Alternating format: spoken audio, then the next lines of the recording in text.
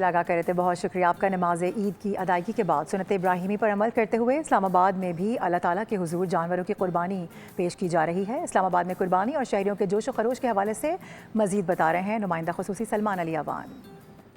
قربان پر جانوروں کی قربانی کے بعد آپ اور میں تو ہم سب گوشت بنانے، گوشت بانٹنے اور کھانے پینے میں مصروف ہو جاتے ہیں، لیکن اس کے ساتھ اس شدید گرم موسم کے اندر ایک بہت امپورٹنٹ ایشو ہوتا ہے، وہ ہے جانوروں کی آلائشوں کو ٹھکانے لگانے کا۔ اسلام آباد میں آئیٹ مرکز میں ہم موجود ہیں۔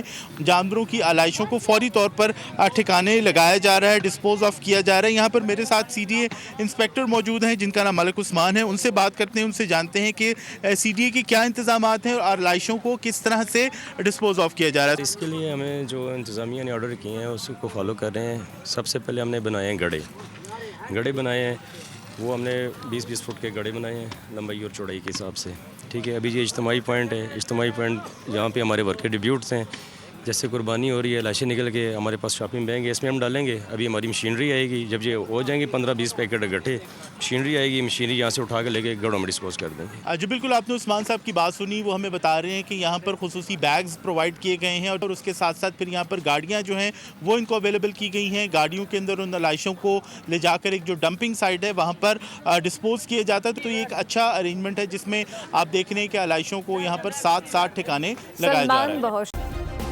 سبسکرائب کریں اور بیل دبائیں تاکہ کوئی خبر رہ نہ جائے۔